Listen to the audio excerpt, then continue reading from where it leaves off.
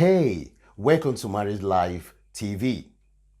What if I told you that most pains, miseries, frustrations, and disappointment that most couples are experiencing currently, right now in their marriages, is because of the expectations they had? Expectation is the ideas you have in your head. It's something that you have concluded that is exactly what needs to happen in your marriage. But expectation and reality is different. And now when you get into the marriage, you now realize that the expectations you had in your head does not match the reality of what you were thinking. The frustration is even higher. The disappointment is even higher. And at that point, you begin to do one thing. You want to fix the problem by fixing your spouse. But does that work? Does that make you happy? Anyway, my name is Chinda, and I'm a life and marriage coach. Today is going to be exciting. So, let's get into it.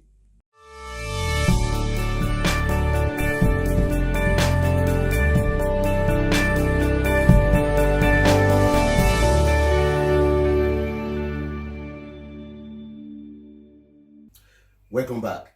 So today, we'll be looking at marriage myths to avoid before it's too late. And when we talk about myths, we're talking about expectations. Earlier I said that expectation is the construct in your mind, is the idea in your head.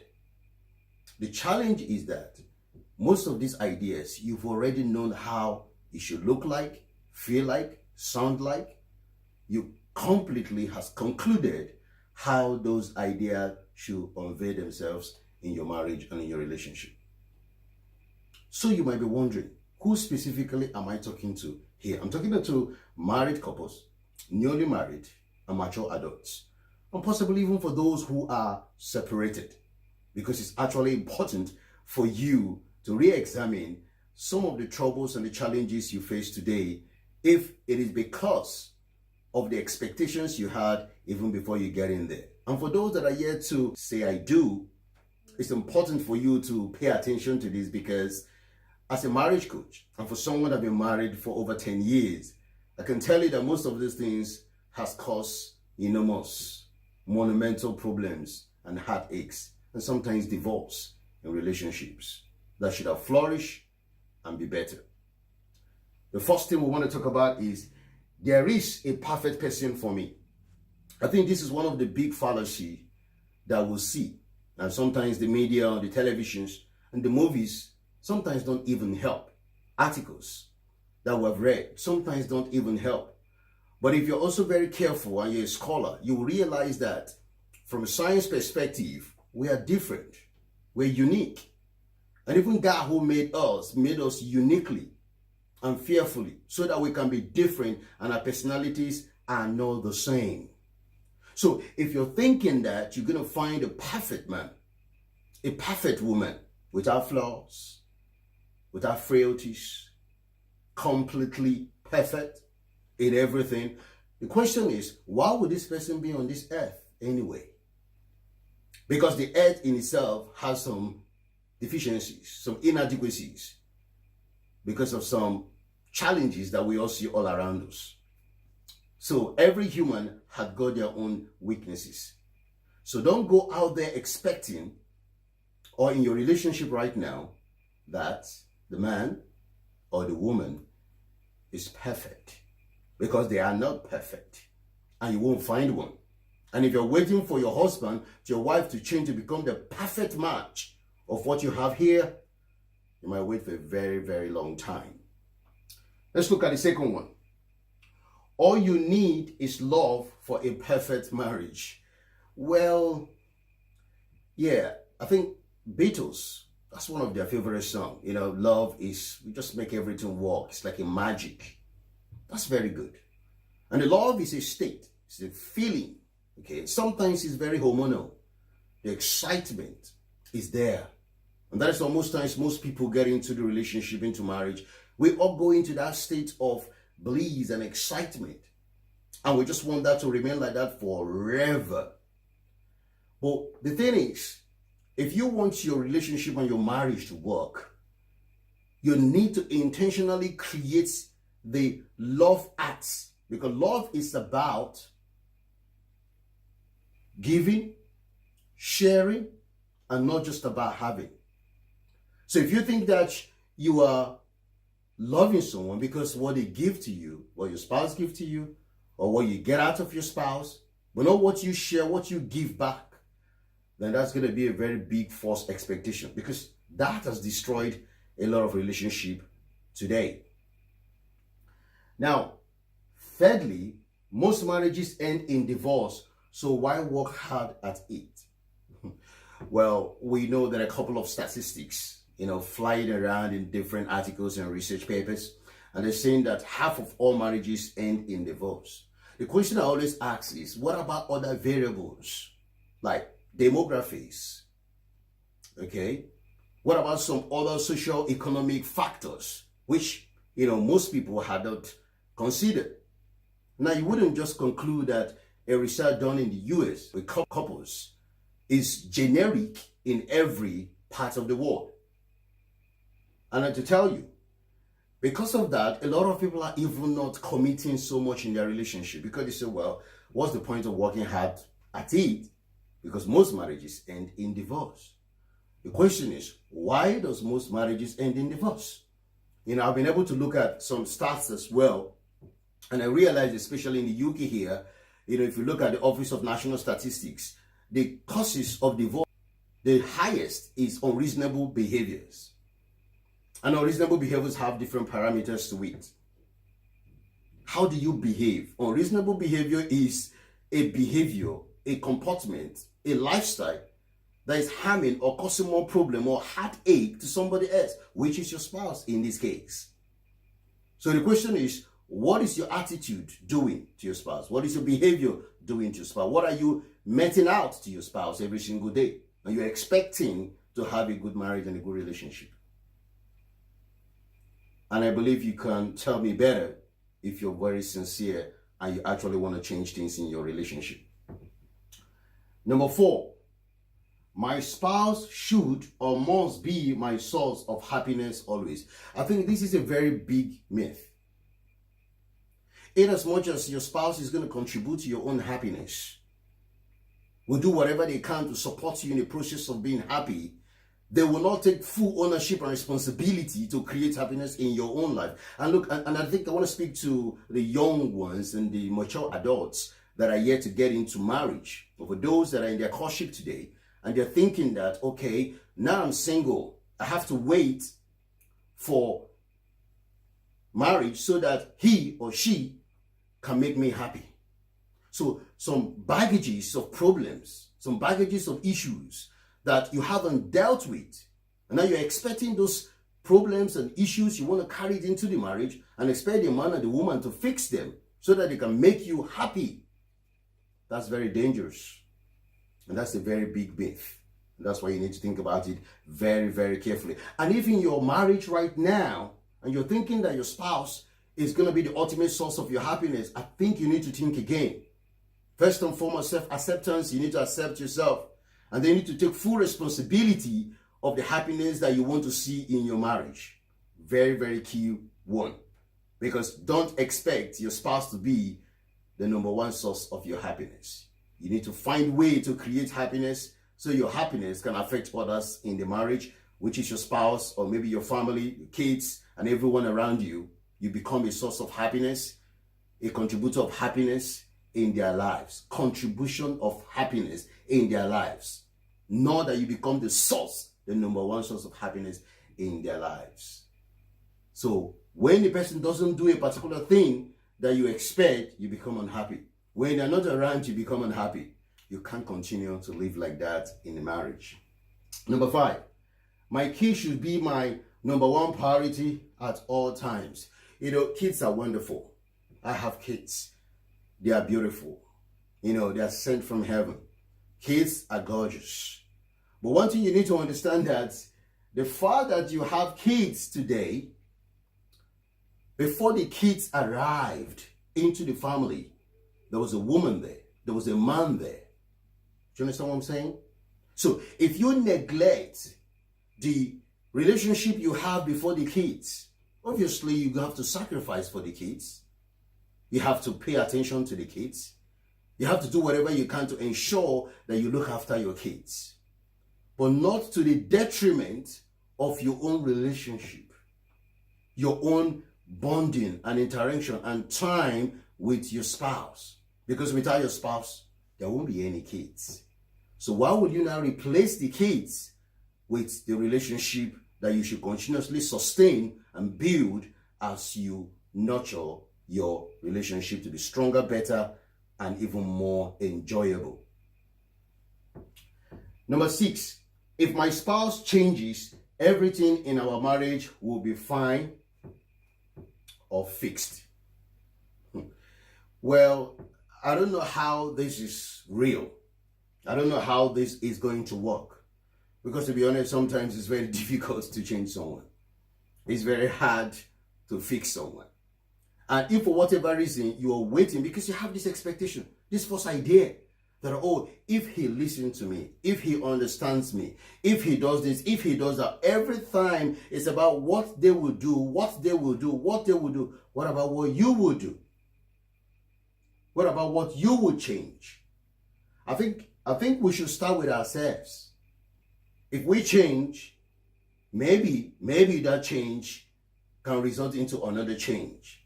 Your spouse will see the change in you, and they will also want to change. But you need to be the first to change. So the idea of complaining so much about your spouse without working on your own self can become very detrimental in your marriage. Number 7, our early romantic days will last forever, no matter what happens. Really? Like, really? No, that's not true.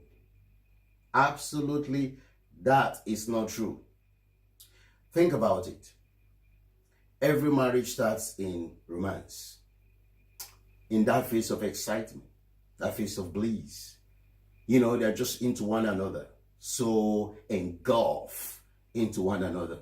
They're almost undetachable because of the feelings and the hormones and the rushing of adrenaline and the rushing of testosterone in their lives.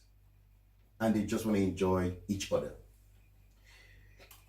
Early romance can vanish, as we all know. There are times in the marriage, there are seasons in the marriage whereby if you don't constantly nurture it, if you don't constantly work on it, if you don't constantly do something to improve or make your marriage better, you might be doing things that can become very dangerous to build your relationship even better.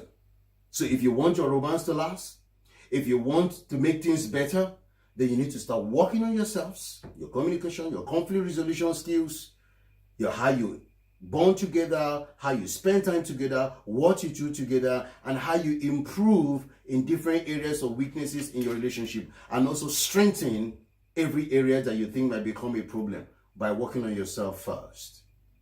So it's important to know that, yes, your early romance may vanish if there's no intentionality, if there's no personal effort to continuously work on that aspect of your marriage.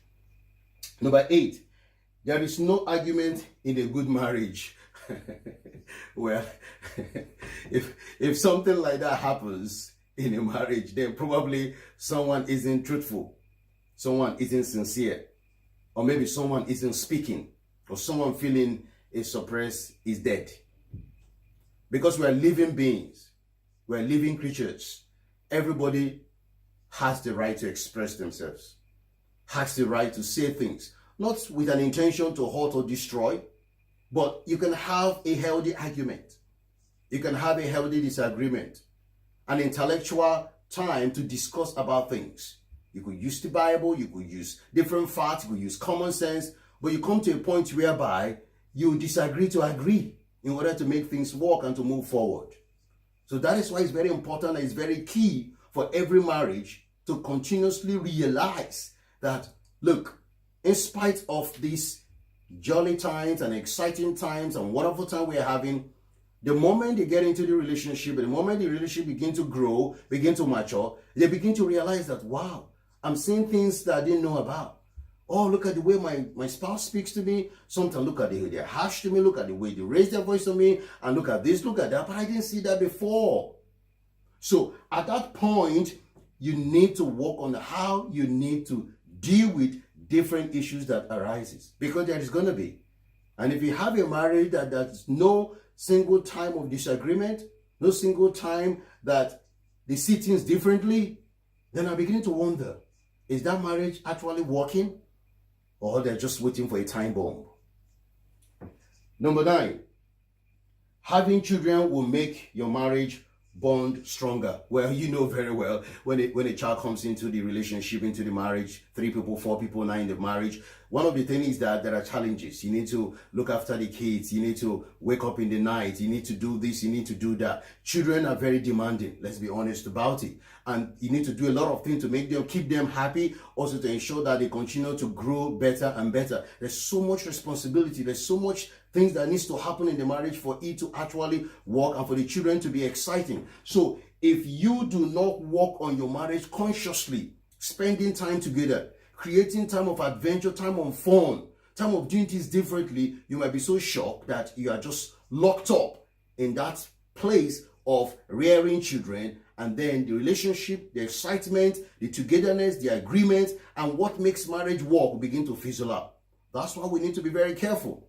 I have my kids as well, and I know that if not me and my wife being intentional about our relationship, we might just be looking after the kids and we're just surprised how we just begin to grow apart, begin to see things differently, and before you realize it, more problems will begin to pile up. That's why you need to watch when you have kids. Number 10, everything in the marriage must be shared equally for a healthy marriage. Well, that's not true. Okay? I know people say 50-50 from each person, but the fact is that everybody has to be in there 100%. And also think about even the housework as well, the house chores. Well, sometimes one will do more than the other, or sometimes the other person will do more than the other, because there's flexibility. Okay, it's not that you are abusing the other spouse by trying to do more than them. However, you're doing everything you can to ensure that your marriage is working. Everybody have responsibility. In my marriage, everybody have responsibility of different things they need to do. But the fact that, okay, that's my responsibility, that's his responsibility, that's her responsibility, we need to still work together to ensure that we support each other to make things work. It's not practically possible all the time that everything in the marriage, around finance, around looking after the kids, around chores at home, around everything to be divided equally. Well, if you're able to do that, well, good luck to you. But the fact is, there should be flexibility and support regardless. Give more, support more, because both of you are in the same team. Number 11, men are naturally cheaters and women are a natural nagging machine. Well, I think this is false. Okay, sometimes, women are so worried, what's going to happen to my spouse, or is he going to cheat on me? He's traveling, he's going there, what is happening, and all that kind of stuff, and they are worried about infidelities and different things like that. Men are not naturally cheaters, because look at the statistics today. Women also cheat. In fact, women statistics is even getting closer to men today. So it's very, very important for men and women to work closely and do things that will help their marriage to grow. Women are not natural naggers. Okay? If you look after your wife, you support your wife, you help your wife, she's not too stressed, she's not too depressed, the whole load is not upon her, and you're actually doing everything you can to make sure that woman have time for herself, and also to see that you are there to care, to support, to make sure that everything in the marriage is working, then why would the woman nag? Okay? Why would she nag? So the ladies also need to support their husband as well, because both of you are in the same team. And there's no need to have the idea that women are nagging machine or men are just cheaters. If you support each other, none of those things will exist in your marriage. So that's just a myth. But you can work around it to make your relationship better. So this is all I have for you today. But the question I want to ask is, what are you going to do about all this? Are you going to examine your relationship right now? Are you going to see the areas that you need to do something different? And if you have one or two or three of these myths, you need to drop them. And you need to look at things a little bit more different, because it's up to you. If you want your relationship to be exciting, if you want your relationship to work, it's up to you. You take full responsibility in doing what you need to do between you and your spouse to make sure this thing works. And it would be nice for you to share this video with the other spouse. You might be watching together or you might be watching alone. Share the video with the other spouse so that both of you can be on the same page, and your spouse can also look at the areas they need to change or they need to improve. So this is all I have for you. Please don't forget to subscribe to our channel and put your notification on so that whenever we'll upload videos, you'll be first to see them. I want to say thank you for watching this video, and hopefully I'll see you in the next video.